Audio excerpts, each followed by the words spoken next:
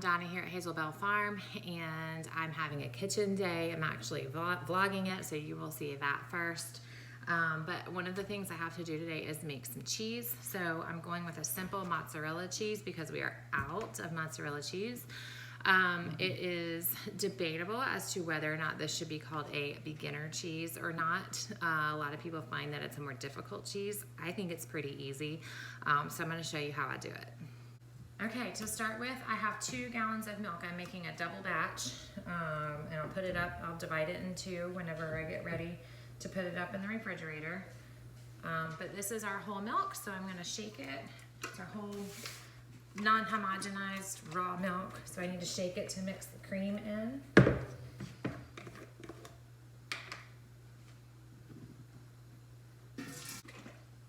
ahead and turn on my burner.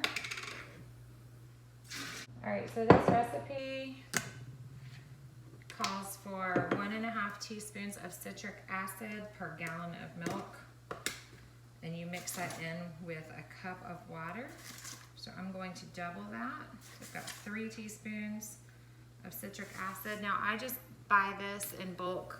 I get a 2-pack of these on Amazon.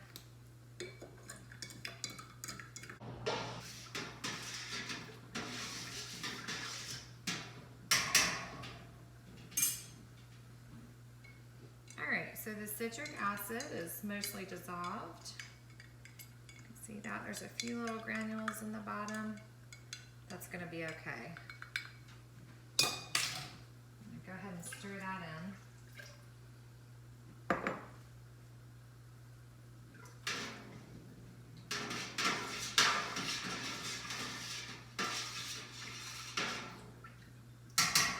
All right, I'm going to heat this to 90 degrees.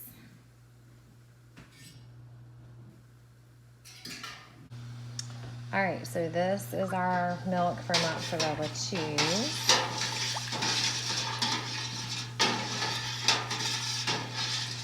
Stirring that together, making sure the cream stays stirred in, and making sure the citric acid is mixed well.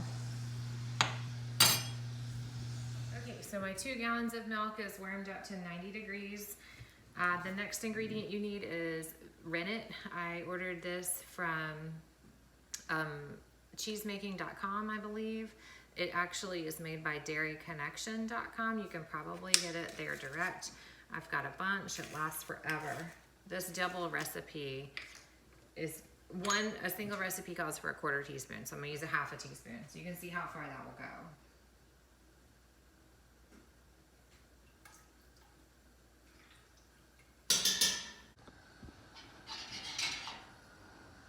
Okay, I turned off the heat when it got to 90. I'm actually making yogurt also, so I'm gonna put my thermometer in there. I added my rennet. Now I'm gonna stir until I start to see a little separation. It takes 20 to 30 seconds. Now, one thing that you can't quite see on camera is that I can feel the viscosity change in the milk. So it starts to become a little thicker, with a little bit more tension when I'm stirring. And that's what we're looking for. Okay, so it's feeling very thick right now, even if you can't see the separation. Oh, here it comes. Okay, so you can see it's beginning to separate. So this is the very beginning of your curds and whey.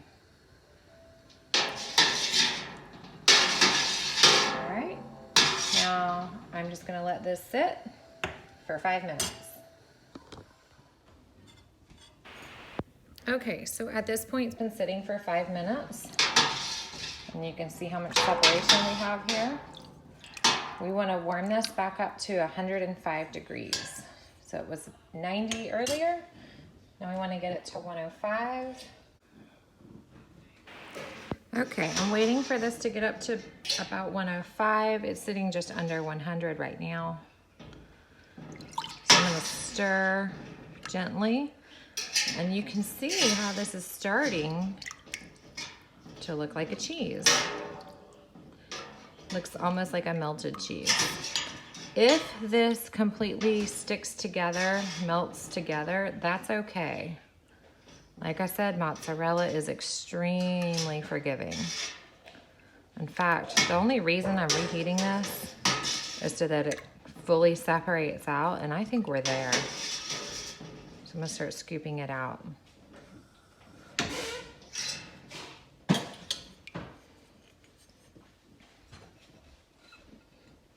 All right, next step is to scoop out the curds into a microwave safe bowl. You don't have to use a microwave to do this, but it's easy. And on a full kitchen day, I'm all about easy.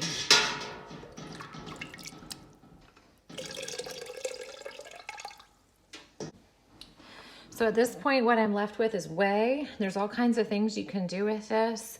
I used to boil this at a high temp and make it into a ricotta. That would be a true ricotta, which actually translates into cooked twice.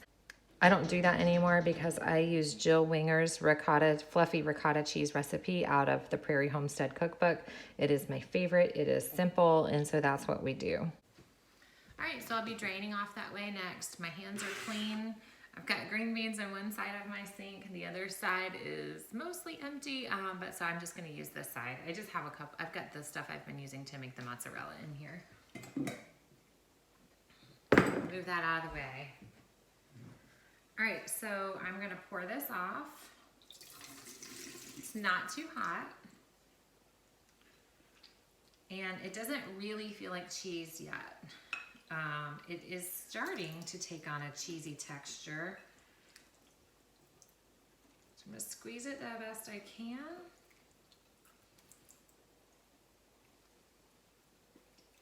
But you can definitely tell there's a lot of liquid still in here. You can feel it. You can see it draining off. It's not hot at all at this point. So I'm doing everything I can do to squeeze out the last of that milk. It's difficult because it wants to squeeze through your fingers. All right, back in the bowl. Next, I'm gonna salt it. I don't have any cheese salt. I have had cheese salt in the past, but I don't have any right now. I'm using just Redmond's real salt. That is our all-purpose salt that we use with everything. The only thing about using that with your cheese is it sometimes gives it an off flavor because it has the additional minerals, it has a pink color, has some brown flecks in it. That doesn't bother us. Real food is different. So I'm gonna sprinkle some salt on the top here. Now, another thing to remember about cheese is that it takes a lot of salt. A lot more than you would expect. And I'm just gonna try to like knead this just like I would a bread dough to try to incorporate that salt a little bit into the middle. I'm gonna pour off this liquid that has drained out. Now, a lot of people like to add their salt early on. They like to put it right in the milk before they even add the citric acid. I don't do that. I find that as you pull the curds off and you drain off more and more of the whey and the milk liquids, that you seem to lose a lot of your salt, and it just kind of washes out. I'm gonna stick this in the microwave for 30 seconds.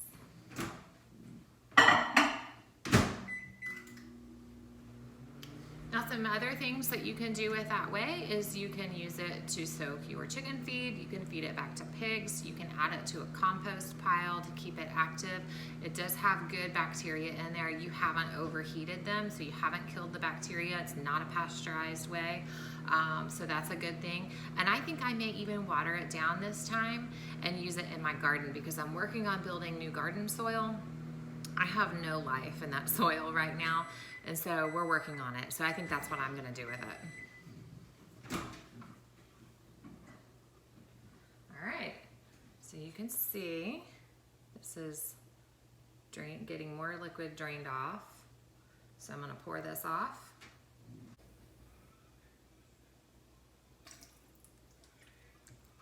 Now the salad's a little warmer since it came out of the microwave. I'm gonna knead it a little bit. Like I said, this is a double batch. So I'm gonna need even more salt than I added, than I'm used to.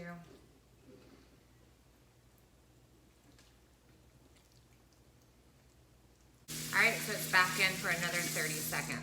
You're gonna do this until you're able to start creating a stringy mozzarella. So every 30 seconds or so, pull it out, knead it, see how much it needs to be drained, keep going. All right, now it's starting to get hot. This is where cheese gloves come in handy. I don't have any.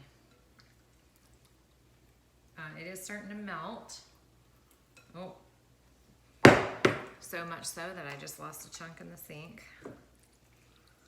All right, so I'm just kneading it over. Let's see if I can put it where you can see it.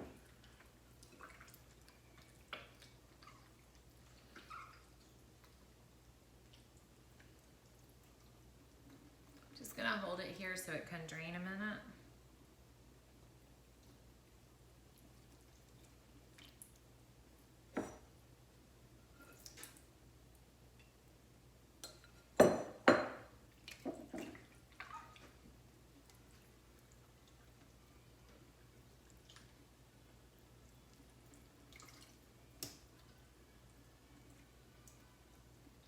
Another little piece. It is starting to come together where that won't happen, where the pieces won't break off. I'm starting to be able to pull it around just like I would with a dough, making bread. All right, another 30 seconds. So this is going to be a very creamy mozzarella. It's fun to see how each batch of cheese comes out just a little bit different based on the cow, which cow's milk I'm making cheese with, based on the cow's diet, based on where she is in her lactation, how much cream she gives or how much cream we take off. Within that cream, how much butterfat is in there. It's interesting. This one's gonna be creamy, very soft, very, very soft for a mozzarella. All right, so you can see is really coming together.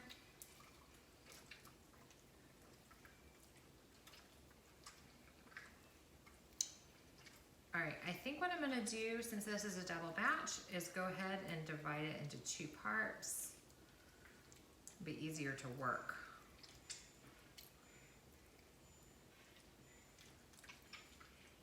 There we go. That's definitely easier to hold on to. All right, so I'm gonna get another bowl so that I can microwave this separately. All right, this has its own bowl. I'm gonna microwave it separately. I'm actually gonna add some salt first. Throw it in. Okay, same thing. Adding salt. Pulled this guy out so you can see it has kind of taken the shape of the bowl as melted cheese would. It also is draining and you can see the salt on top.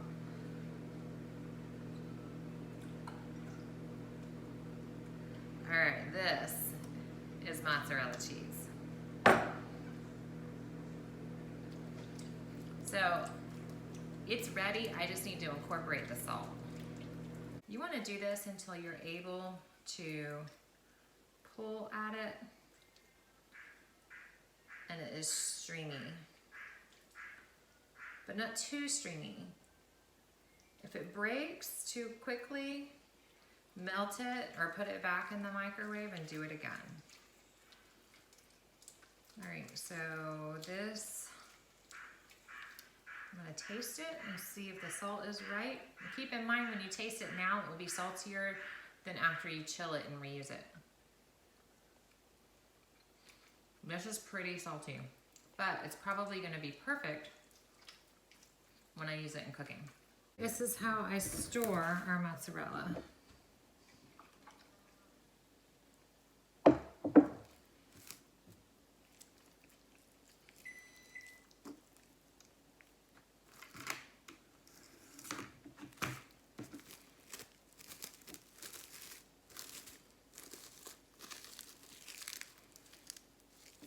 Just want to get the air out.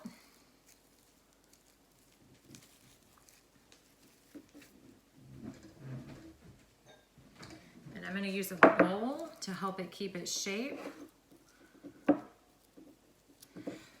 So I'll put it in the refrigerator just like this.